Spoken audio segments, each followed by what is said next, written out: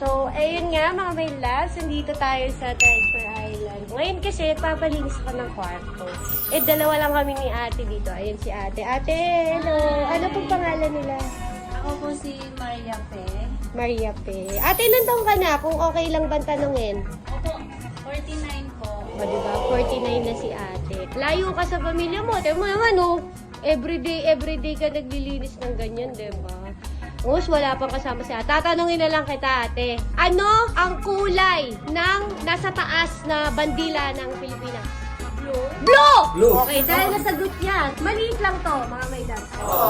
Thank you so much. Pang merienda lang ni ate. Thank you. Eh. Pero dahil si Mami ay Mami na, Oh. dahil I love my mom. Ayun no, yan na sinasabi ko.